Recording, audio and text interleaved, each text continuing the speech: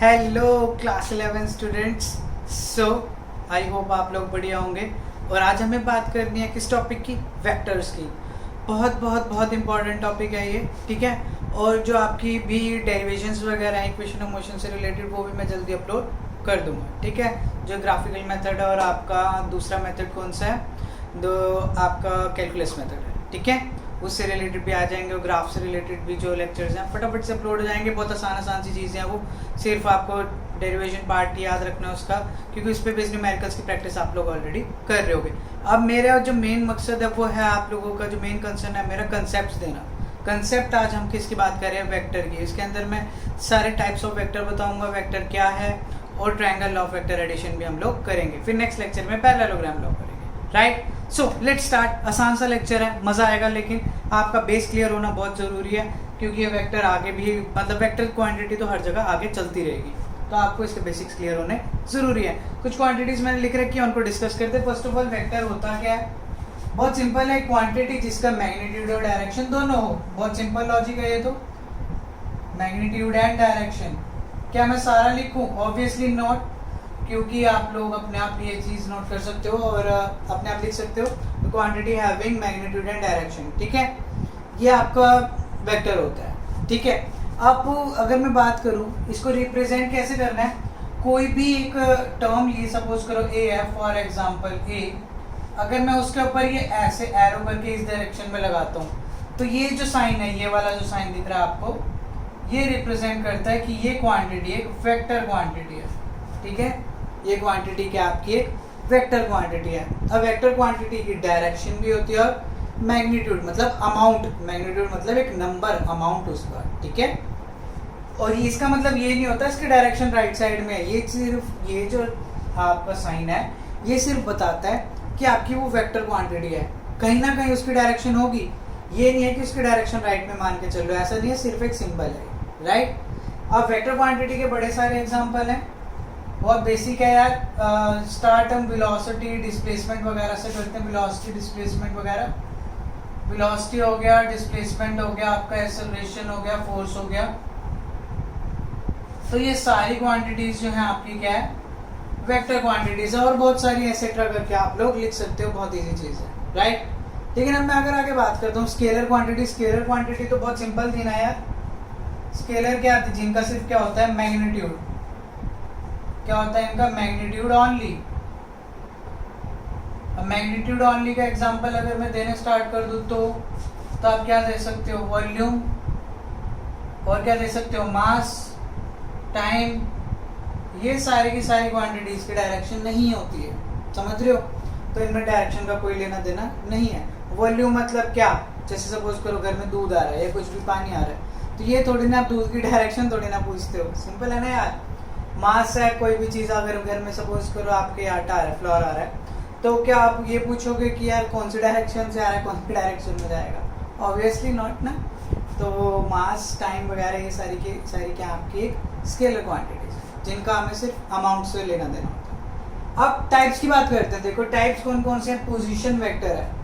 अब position vector basically होता क्या है? बहुत सिंपल है। देखो पोजीशन वेक्टर को अगर मैं डिफाइन करना स्टार्ट करूँ, नोट करते रहना आराम से, कोई दिक्कत नहीं है। साइड हो जाऊंगा मैं, स्क्रीनशॉट ले लेना। देखो पोजीशन वेक्टर बेसिकली हमें क्या बताता है कि अगर आपका कोई ये है, ये आपका एक्स एक्सिस, ये वाई एक्सिस, अगर कोई बॉडी ओ पॉइंट से पी पॉइंट पे गई है ओरिजिन की रिस्पेक्ट में, ठीक है, पी पॉइंट पे गई है, मैंने ऐसे रिप्रेजेंट कर दिया, तो ये जो वेक्टर है ओपी, इसे बोलते हैं पोजीशन वेक्टर। ये क्या बता रहा है एक्चुअली में? ये ओरिजिन की रेफरेंस में, जो कि आपका रेफरेंस पॉइंट ओ है, उसकी रेफरेंस में बता रहा है कि आपका पी कितने डिस्टेंस कवर कर चुका है, मतलब उसका मैग्नीट्यूड कितना है और किस डायरेक्शन में वो जा रहा है, जो कि मैंने ऐसे एरो से दिखाई है, याद रखोगे। तो ये होता है पोजीशन वेक्टर, जो कि बताता है किसी भी ऑब्जेक्ट की पोजीशन एक पर्टिकुलर टाइम पे with respect to some origin. And when I say position, it means value of magnitude, means magnitude and direction of that object at that point, ठीक है। मतलब एक ऑब्जेक्ट एक रेफरेंस पॉइंट से कितने amount आगे है, मतलब कितने अमाउंट दूर है और वो वहाँ से कितनी या कौन सी डायरेक्शन में, ये क्या होता है आपका पोजीशन वेक्टर। ठीक है, वहीं अगर मैं आगे बात करता हूँ आपका एक आता है डिस्प्लेसमेंट वेक्टर। देखो बहुत थोड़ा सा डिफरेंस होता है, चलो यहाँ पे बना देते हैं। सपोज करो पहले ये बॉडी यहाँ से यहाँ गई, ठीक है, P पॉइंट पे एक ऑब्जेक्ट गया, उसके बाद वो Q पॉइंट पे गया, चलो ठीक है, और मैं दोनों को मेजर कर रहा हूँ ओरिजिन की रेफरेंस में। समझना ध्यान से, पहले बॉडी P पे थी, फिर वो Q पे चली गई, मेरे को किसकी रेफरेंस में देखना है, ओरिजिन की रेफरेंस में। तो ये जो डायरेक्शन मैं यहाँ से रिप्रेजेंट कर रहा हूँ, ये ऐसे, दैट इज PQ, ये होता है आपका डिस्प्लेसमेंट वेक्टर।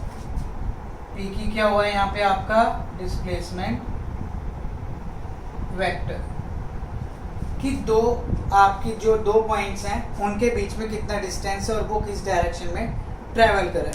देख रहे हो यहाँ पे 2 पॉइंट नहीं थे, एक था, यहाँ पे 2 पॉइंट है, तो ये चीज़ आपको याद रखनी होगी। ये क्या आपका डिस्प्लेसमेंट वेक्टर है, बहुत आसान सा है।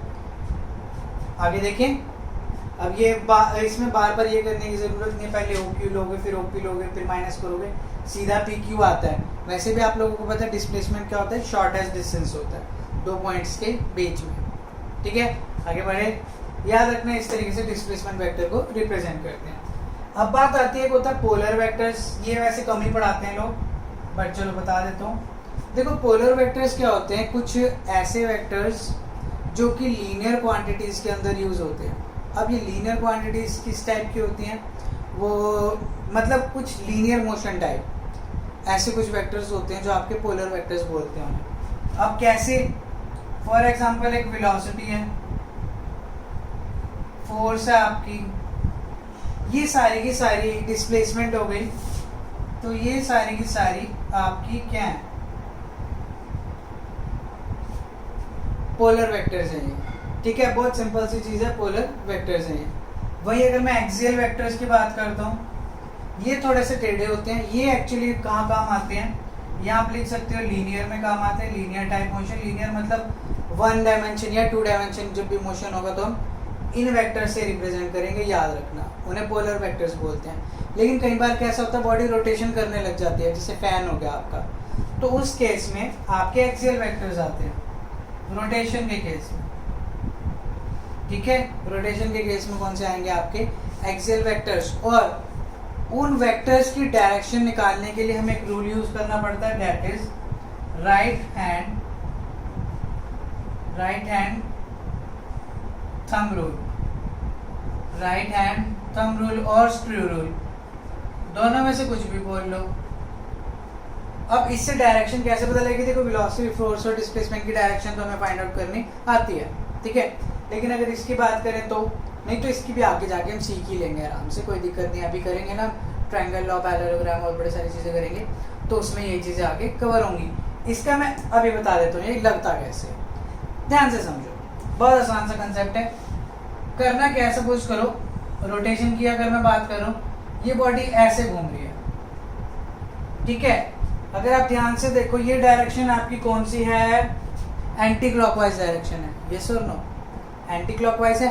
तो एंटी क्लॉकवाइज मतलब ये बॉडी ऐसे पड़ी है, इधर इस तरीके से ऐसे पड़ी है, समझ लो ये चीज़ बहुत आसान है, इस तरीके से है।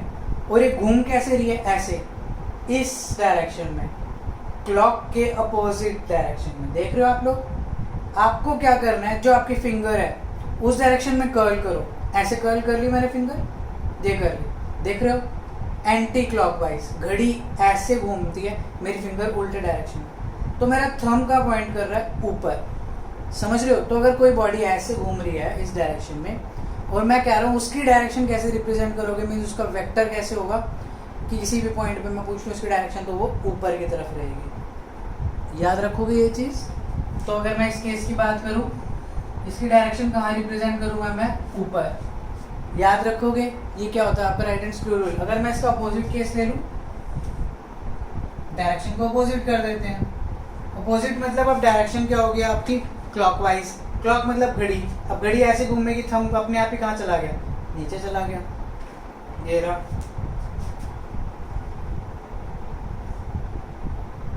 ये आ गया आपका थंबनेल। क्लियर है ये चीज?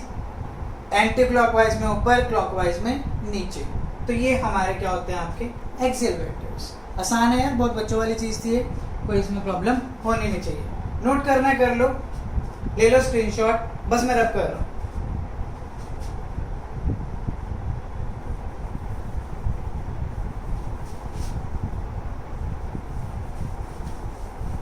आगे बढ़े।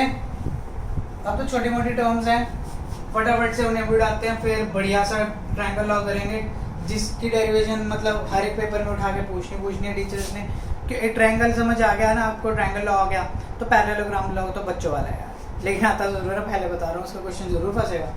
चलो अब आगे बात करते हैं। Let's talk about the types of vectors. अलग अलग टाइप है आपके। First of all equal vectors, इस साइड से कराता हूँ, उधर से राइटिंग गंदी आती है, वैसे ही बहुत बढ़िया।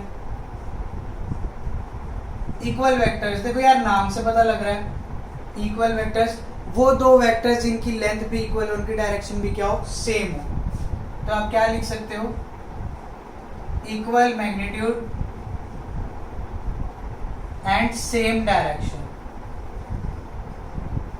Equal magnitude and same direction. एक बहुत सिंपल एग्जांपल, ये एक वेक्टर ए है, ये एक वेक्टर बी है।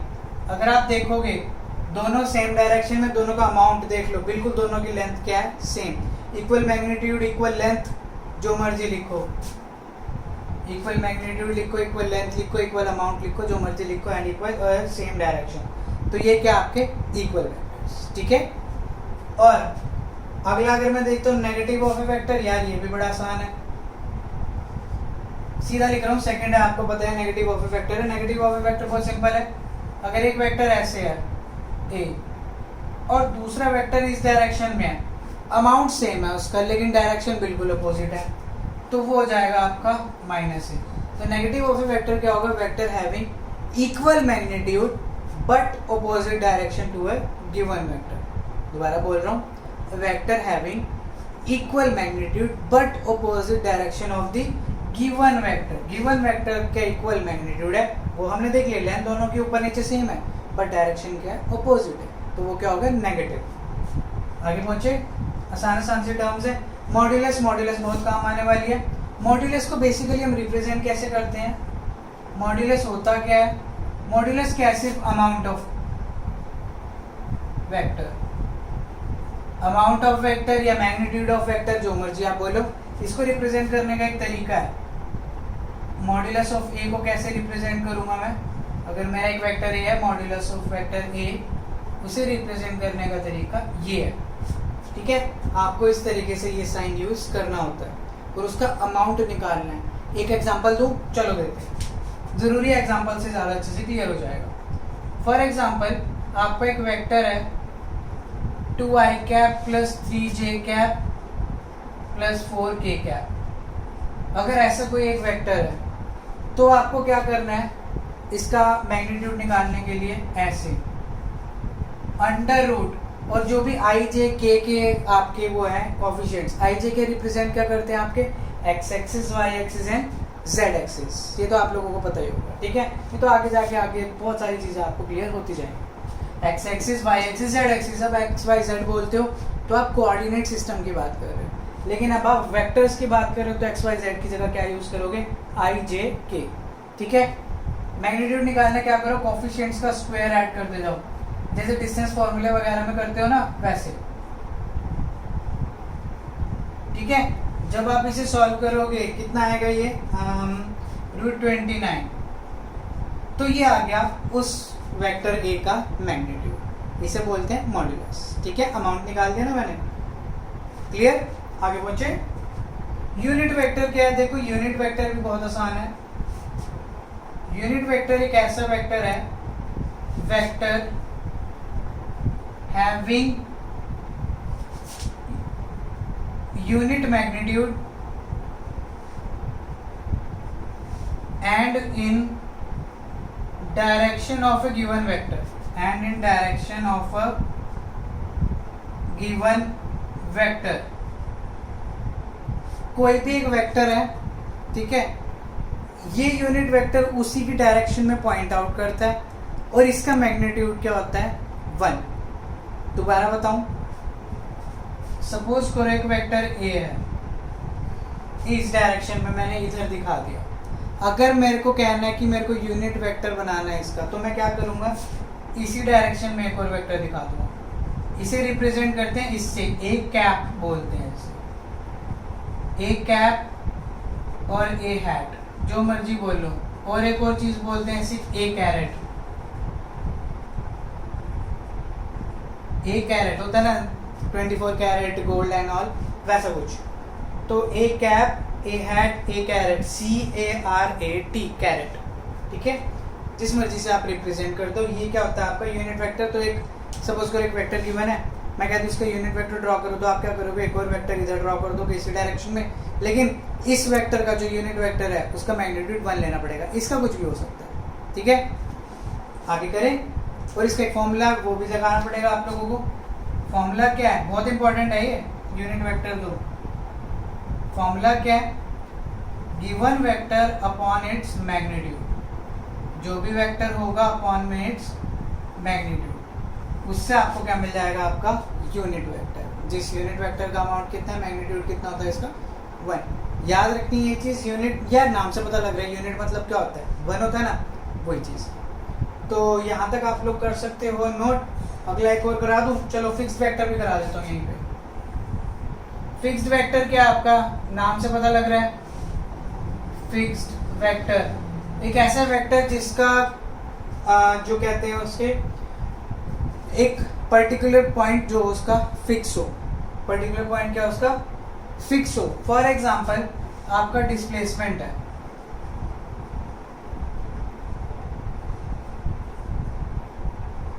फिक्स्ड पॉइंट, ठीक है। एग्जांपल में मैंने क्या लिख दिया इसके, डिस्प्लेसमेंट। फॉर एग्जांपल डिस्प्लेसमेंट हो सकता है इसका, वेलोसिटी हो सकता है। वैसे तो आप अभी यहाँ पे पोजीशन लेके चलो, सबसे अच्छा एग्जांपल इसका क्या है, पोजीशन वेक्टर। पोजीशन वेक्टर इसका सबसे अच्छा एग्जांपल है, क्योंकि पोजीशन वेक्टर आपका फिक्स कैसे होता है। आप किसी भी बॉडी की अगर पोजीशन की बात करते हो तो आपको पता है कि रेफरेंस पॉइंट फिक्स है हमारे पास। आप ओरिजिन की रिस्पेक्ट में बात करते हो, यस और नो। तो याद रखना एक फिक्स वेक्टर ऐसा है जिसका हमारे को स्टार्टिंग पॉइंट, या कह सकते हो आप उसका रेफरेंस पॉइंट हमारा फिक्स्ड है। फिक्स्ड पॉइंट या fixed reference point, fixed reference point. तो एक ऐसा वेक्टर जिसका फिक्स्ड रेफरेंस पॉइंट हो, दैट इज फिक्स्ड वेक्टर, ठीक है। वही अगर मैं बात करता हूँ फ्री वेक्टर की, चलो आप पहले यहाँ तक नोट कर लो, स्क्रीनशॉट वगैरह ले लो। हो गया तो हमें साइड कर लिया नोट, ले लेना स्क्रीनशॉट यार, और पॉज करके कर लेना। आगे बढ़ते हैं, नेक्स्ट टॉपिक पे जाएंगे, बढ़िया से उसको उड़ाएंगे। राइमिंग भी कर लेता हूँ मैं बीच बीच में। नेक्स्ट टॉपिक पे जाएंगे, उसको उड़ाएंगे। चलो छोड़ो, अगला next is your free vector. नाम से ही पता लग रहा है आजाद है ये। फ्री वेक्टर एक ऐसा वेक्टर होता है जिसका जो रेफरेंस पॉइंट है वो फिक्स नहीं है।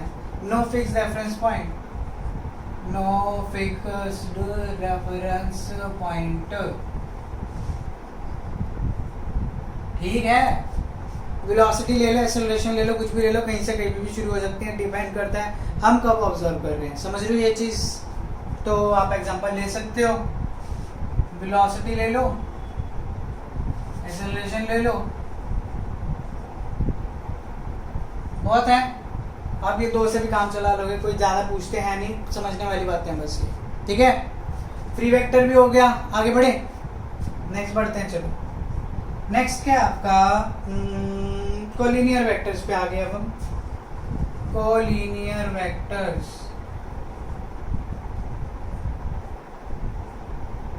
मार्कर की खत्म हो गई है। आप मैं इनको करता हूँ फिल, इंक फिल करता हूँ इसके अंदर, ठीक है। इतने मैं पॉज करवाता हूँ।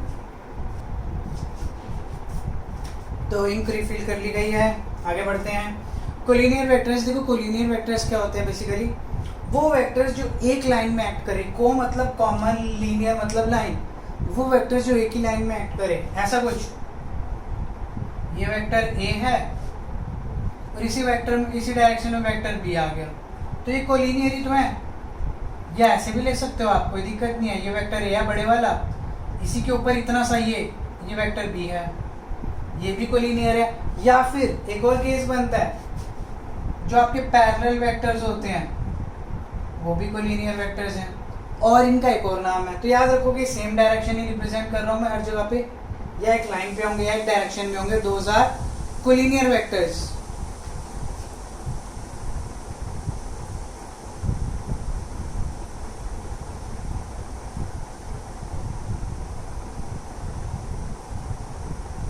अब इनका एक और नाम भी है, इनका एक और नाम क्या है आपका, लाइक वेक्टर्स। लाइक मतलब आप लोग देख ही रहे हो, मतलब सेम जैसे वेक्टर है, ठीक है भाई। अगर मैं थोड़ा केस को घुमा दूं यार, घुमाना ही क्या है, अगर मेरा सपोज करो ए यहाँ पे है, बी आपका उल्टी डायरेक्शन में, या ए यहाँ है, बी इधर आ गया,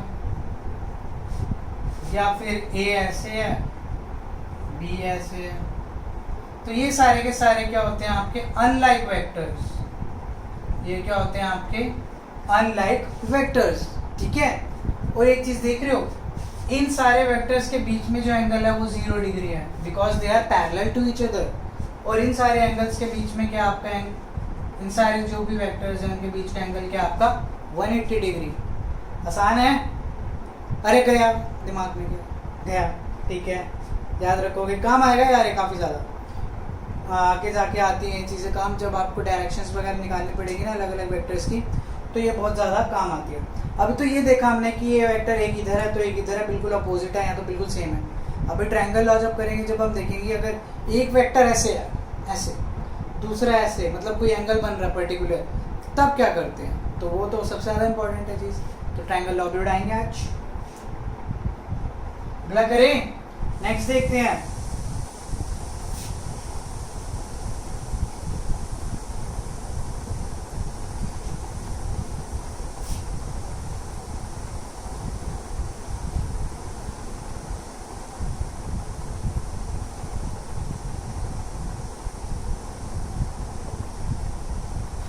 तो अब बात करेंगे हम कोप्लेनर वेक्टर्स की, ठीक है।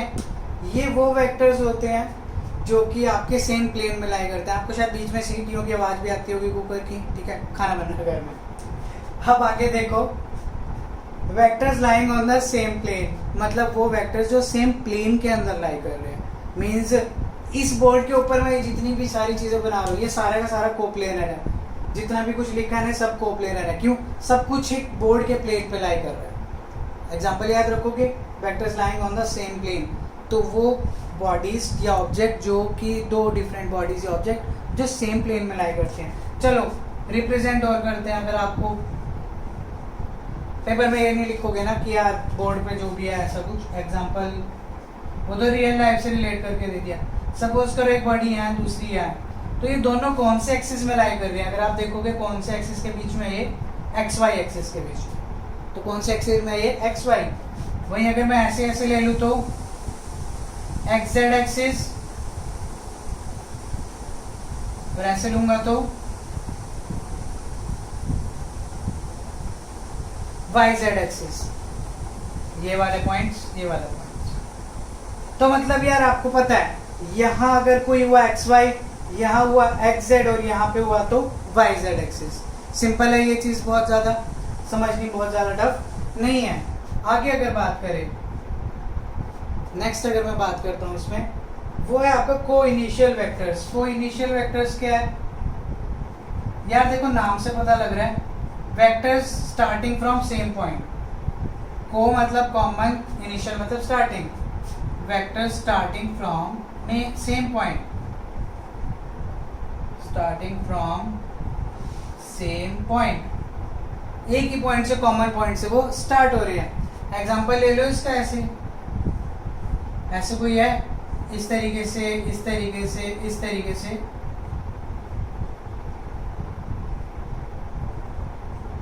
ये x, ये y, vector a, vector b, vector c। ये देखो a b c सारे एक ही पॉइंट से निकल रहे हैं, तो ये क्या होते हैं आपके कोइनिशियल वेक्टर्स। बहुत सिंपल है, vector starting from same point. एक और रह गया, कौन सा है? को टर्मिनस। चलो यहीं पे खत्म कर देते हैं इसे भी। फिर ट्रायंगल लॉ पे आएंगे। वो तो यार आंखें खोल के कान खोल के सुनना ध्यान से, ठीक है।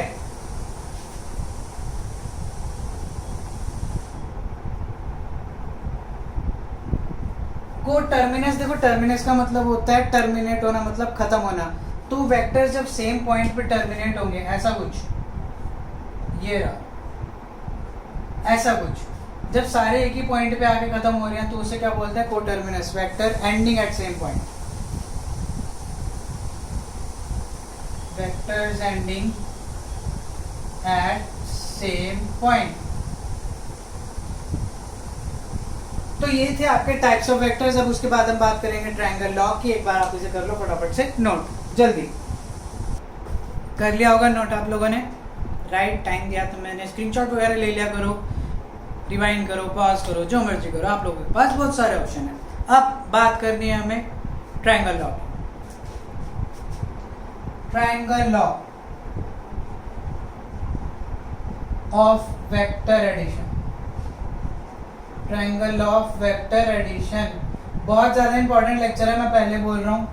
ये टॉपिक तो बड़े सारे स्टार लगा रहा हूँ, देख रहे हो 5 स्टार लगाए हैं मैंने, इतना इंपॉर्टेंट है ये topic. Theory point of view, numerical point of view, conceptual point of view, सबसे, क्योंकि इससे आगे बहुत सारी चीज़ें रिलेट होती हैं, ठीक है। आगे देखते हैं। ट्रायंगल लॉ बहुत आसान सा है यार, वैसे तो डेरिवेशन बहुत आसान है, 1-2 बार प्रैक्टिस करना, रिटर्न प्रैक्टिस जरूर करनी है, नोट साथ के साथ बनाओ। सबको यही बोलता हूँ मैं, नोट्स बनाओ साथ के साथ। पॉज क्यों करता हूँ मैं, ताकि आप लोग नोट्स बनाओ यार, यही तो तभी कहता हूँ वीडियो पॉज करो, स्क्रीनशॉट लो, साइड हो जाता हूँ मैं, ताकि स्क्रीनशॉट ले रहे हो, अगर अभी नहीं करनी है आपको नोट, बाद में आप लोग नोट जरूर करो, अपनी हैंड राइटिंग में होनी जरूरी है चीज़, ठीक है। समझते समझते नोट करोगे बहुत अच्छा रहेगा, ये तो बाद में कर लेना वीडियो के बाद। आगे बढ़ते हैं। देखो ट्रायंगल लॉ बेसिकली क्या कहता है, समझनी है चीज़ ध्यान से। अगर आपका एक ये वेक्टर है इधर इस डायरेक्शन में रिप्रेजेंट कर रहा है, एक वेक्टर ये है जो इस डायरेक्शन में गया, ठीक है। तो वो कहता है अगर मेरे को इसका रिजल्टेंट ड्रॉ करना है ना, मेरे को एक वेक्टर लेना पड़ेगा ऐसे, जो कि होगा इन दोनों की ऑपोजिट डायरेक्शन में। इसे मैंने आर से रिप्रेजेंट कर दिया रिजल्टेंट से। तो ट्रायंगल लॉ ये कहता है अगर आपके दो वेक्टर्स हैं ए और बी, दोनों सेम ऑर्डर के हैं, मतलब सेम डायरेक्शन में जा रहे हैं सेम ऑर्डर पे, तो उनका रिजल्टेंट हमें एक थर्ड वेक्टर देता है जो कि अपोजिट डायरेक्शन में होता है। याद रखोगे, ठीक है। ये वेक्टर सेम डायरेक्शन को रिप्रेजेंट कर रहे हैं, बट ये वाला अपोजिट डायरेक्शन में या अपोजिट ऑर्डर में, जो मर्जी लिख सकते हो आप लोग। डेफिनेशन वगैरह बहुत लंबी हो जाती है इसकी, तो आप लोग अपनी बुक्स वगैरह में से भी कर सकते हो। और अगर मैं आगे बात करूं, एक परपेंडिकुलर ड्रॉ करेंगे, राम कहानी क्यों हो रही है आप लोगों को भी समझ आ जाएगा। This is your theta, this is your beta, direction भी तो निकालनी होगी ना यार इसकी, याद रखना बीटा इस साइड आएगा, डायरेक्शन ऑफ रिजल्टेंट वेक्टर। ये आपका थीटा है। अब समझनी है बात हमें लगानी होगी पाइथागोरस। कौन सी ट्रायंगल के अंदर, ओ, इस पॉइंट को कुछ और नाम दे दूं, ये आपका वेक्टर ए है, ये आपका वेक्टर बी है, तो ओ पी क्यू आर, चलो नहीं आर नहीं लेंगे यार, ओ पी एस ले लूं, एस ले लेता हूं, ओ पी एस। समझना, आप ध्यान से देखना, हमें क्या करना है, हमें पाइथागोरस लगानी है इस बड़ी वाली ट्रायंगल के अंदर। लेकिन पाइथागोरस लगाने के लिए, in order to apply Pythagoras, we must know the values of these two, this space and this perpendicular. But क्या आपको इसकी वैल्यू पता है? अभी नहीं पता। क्या आपको इसकी वैल्यू पता? नहीं, हमें तो सिर्फ इसकी वैल्यू पता और इसकी वैल्यू पता है। समझ रहे हो बात को? तो अब आप क्या करेंगे, हम लोग इसकी और इसकी वैल्यू निकाल लेंगे थीटा की टर्म्स में। बड़ा आसान है, देखो कैसे। फर्स्ट ऑफ ऑल मैं कह रहा हूँ पी क्यू की वैल्यू निकालनी है। In right triangle S P Q में आपके पास थीटा तो है ही है, वो गिवन होता है। आपको निकालना क्या है? बेस। गिवन क्या है? हाइपोटेन्यूज। तो कौन सा ट्रिग्नोमेट्री है जो बेस और हाइपोटेन्यूज को रिलेट करता है? ऐसे ही करने हैं, मैं 11th क्लास की बेस से ही बता रहा हूँ आप लोगों को। डेरिवेशन याद रहती है कि जब भी हमारे को ऐसा कुछ करना पड़ता है ना यार, तो हमें देखना पड़ता है कि कौन सी क्वांटिटी है जो बेस और हाइपोटेन्यूज को रिलेट कर रही है। अभी अगला भी आएगा, सिर्फ इतना देखा करो, रटना नहीं पड़ेगा आपको कि यार एक कॉस कैसे आया, साइन कैसे आया, हमें कैसे पता लगा कॉस आया। सबसे बड़ी क्वेश्चन ये होता है सर हमें क्या पता, ऐसे बोलेंगे सर हमें क्या पता साइन आया या कॉस, कैसे बता रहा हूँ मैं, कैसे पता लगा। सुनो, बेस आपको चाहिए, हाइपोटेन्यूज गिवन है तो आप वही ट्रिग्नोमेट्री उठाओगे ना यार, ट्रिग्नोमेट्रिक रेशियो वही उठाओगे जो बेस और हाइपोटेन्यूज वाला है। कौन सा है? Cos theta. अब समझ आया कैसे पता लगता है ये, ठीक है। सिर्फ हमारे को ये देखो गिवन क्या है और चाहिए क्या, हो जाएगा क्वेश्चन। बेस मतलब पी क्यू अपॉन हाइपोटेन्यूज मतलब पी एस। पी क्यू कितना है? पी क्यू तो निकालना है। पी एस कितना है? बी। तो पी क्यू की वैल्यू कितनी आ जाएगी? बी कॉस थीटा, ठीक है। कितनी वैल्यू आ गई? B cos theta. P Q की वैल्यू आ गई है। आगे देखिए, अभी मैग्नीट्यूड ले रहा हूँ मैं। अगर आगे देखिए हम नेक्स्ट, पी क्यू की वैल्यू निकल गई, अब किसकी वैल्यू निकालनी है? S Q. हमारे को क्या चाहिए? परपेंडिकुलर। हमारे को क्या है गिवन? हाइपोटेन्यूज। क्या बताने की जरूरत है? अब क्या करना है, समझदार हो आगे आप लोग। क्या लिखूं? In right triangle P Q S, या एस पी क्यू ही ले लो यार, बात एक ही है।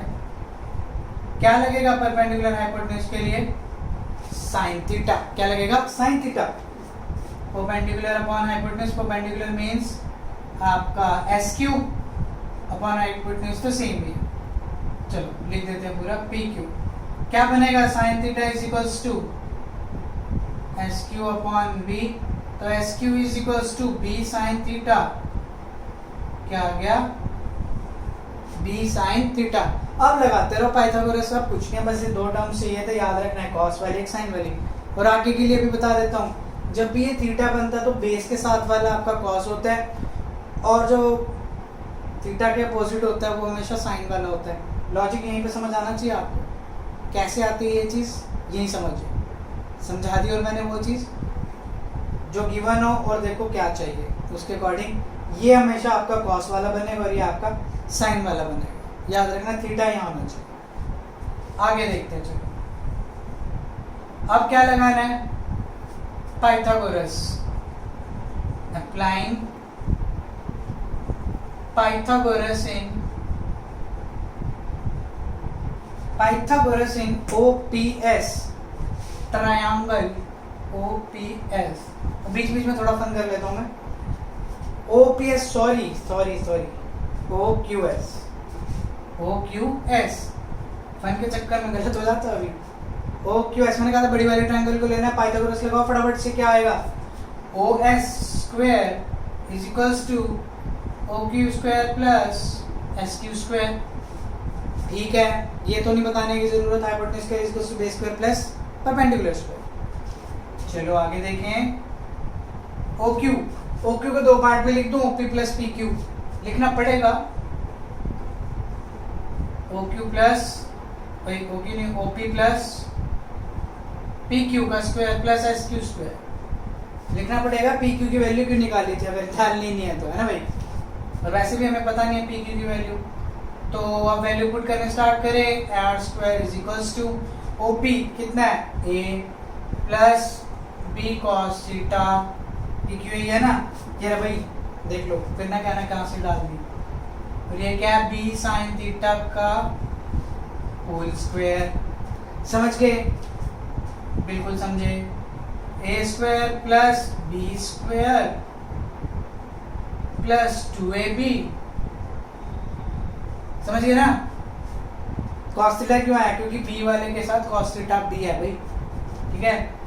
Plus B square sine square theta. कुछ रहा तो नहीं क्या? नहीं रहा। चलो ये और ये B स्क्वायर आया common, sine square theta plus cos square theta क्या होता है? 1।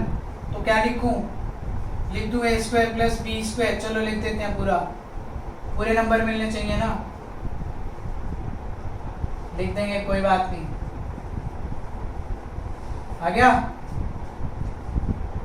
क्या रह गया? A square plus B square plus 2AB cos. और लिखूं A square plus B square plus 2AB cos theta. बड़ा इंपॉर्टेंट है यार ये, बस मैं आपको बता रहा हूँ, इसको तो ना घोट लो, बहुत आएगा, बहुत बहुत बहुत आएगा। मतलब मैंने कह दिया जितने मर्जी बहुत लगा लो उतने कम। इतनी बार यूज होने वाला है फॉर्मूला। और ज़्यादातर केसेस में आप देखोगे cos 90 हो जाता है, मतलब यही बचता है, बहुत केसेस देखोगे आप लोग। ठीक है, तो इसकी 3 कंडीशन भी बनती हैं वैसे तो, अगर आपको बनानी है चलो मैं बना देता हूँ। चलो देखते हैं। अगर आपका, वैसे मैं सोच रहा था आप लोग कर लोगे लेकिन मैं करा देता हूँ। इसके 3 केस क्या है, अगर थीटा 90 हो तो क्या बचेगा, cos 90 क्या होता है आपका 0, क्या बचेगा r equals to a square plus b square, yes और नो। थीटा 90 मतलब क्या हुआ यार, ये दोनों एक दूसरे के परपेंडिकुलर है, ये ऐसे और ये ऐसे है। थीटा 90 मतलब, चलो मैं ये छोटा छोटा बना देता हूँ, ऐसा कुछ, ये चीज, ये a है तो ये b है, दोनों के बीच में ऐसा कुछ है। ठीक है, ये b आप यहाँ भी बना सकते हो, तब भी कोई फर्क नहीं पड़ता। एक होता है थीटा 0, थीटा 0 होगा तो ये क्या बन जाएगा, under root a square plus b square plus 2ab। ठीक है, ये भी बन सकता है ना इसका। और अगर मैं इसे और ओपन करना चाहूं तो a प्लस बी का रूट और होल स्क्वायर बचेगा क्या, a प्लस बी। ये केस आपका ये बनता है जब दोनों के बीच में एंगल क्या हो 0, मतलब दोनों क्या है सेम डायरेक्शन में। ये आपका सेकंड केस है, तो सेम डायरेक्शन केस में सीधे सीधे वेक्टर्स ऐड हो जाते हैं। ठीक है, नेक्स्ट देखें थर्ड केस। अगर थीटा आपका हो जाए 180, थीटा अगर 180 हो रहा है तो cos 180 इज -1। याद रखना है ये आप लोगों को, क्या बचेगा, under root a square plus b square minus 2ab। तो ये किसका फॉर्मूला बन गया, a माइनस बी के होल स्क्वायर का क्या बचेगा, a माइनस बी। कौन सा केस है ये, अनलाइक वाला। अगर एक ऐसे है तो दूसरा ऐसे है, दिख गया होगा आप लोगों को, एक उधर है तो ये है, एक इधर है। याद रखोगे, इतना आसान है, तीनों केसेस मैंने आपके डिराइव भी कर दिया, आसान से है। याद रखना, अगर 90 है तो cos वाला खत्म, अगर 0 है तो ये ऐड हो जाता है, मैक्सिमम वैल्यू बोलते हैं इसे वैसे, और ये आपकी मिनिमम वैल्यू रहती है क्योंकि वो माइनस हो रहा है। क्लियर, आगे अब ये तो यार ये मैग्नीट्यूड आया, ये आया आपका मैग्नीट्यूड, मैग्नीट्यूड मतलब अमाउंट आया है। बट जो हम रिजल्टेंट निकाल रहे हैं it is a vector quantity, तो मैग्नीट्यूड के साथ और क्या आना चाहिए, आपकी डायरेक्शन भी तो आनी चाहिए ना। तो निकाल लेते हैं, क्या बात होगी, डायरेक्शन क्या आएगी इसकी। डायरेक्शन का यार एक सिंपल फॉर्मूला आपको निकालना है, यहाँ पे जो लगाना है टेंजेंट बीटा, टेंजेंट बीटा जो कि ये है, that is perpendicular upon base, perpendicular upon base. याद रखना, टेंजेंट से आपकी डायरेक्शन का पता लगता है। और S Q upon O P plus P Q, सिर्फ वैल्यूज पुट कर रहा हूं मैं और कुछ नहीं कर रहा हूं। एस क्यू कितना है आपका, बी साइन थीटा अपॉन ए प्लस बी कॉस थीटा। बहुत काम का फॉर्मूला है, बहुत बहुत ज़्यादा काम का फॉर्मूला। ठीक है, तो ये हमें याद रखना होगा अच्छे से। तो आपका ये लेक्चर यही था। नेक्स्ट में मैं वैसे सारी चीज़ें रिपीट करूँगा लेकिन थोड़े डिफरेंट वे से, क्योंकि नेक्स्ट लेक्चर में हम करेंगे parallelogram law of vector addition. So I hope आप लोगों को ये लेक्चर समझ आ गया होगा, बहुत इंपॉर्टेंट था। खासकर ये लिख के प्रैक्टिस ज़रूर करना, इसकी न्यूमेरिकल प्रैक्टिस भी अच्छे से करनी होती है। आते रहेंगे इसके न्यूमेरिकल्स और हर जगह कंसेप्ट लगता रहेगा, राइट। तो मिलेंगे आप लोगों से नेक्स्ट लेक्चर में, जो कि मैं पैरेललोग्राम लॉ के ऊपर करवाने वाला हूँ, और कुछ करवाना होगा उसके अंदर ही मैं इंक्लूड कर दूंगा। अपने ध्यान रखें, तब तक पढ़ाई करते रहें, पढ़ना नहीं छोड़ना है। ठीक है, till then take care, all the best, bye bye.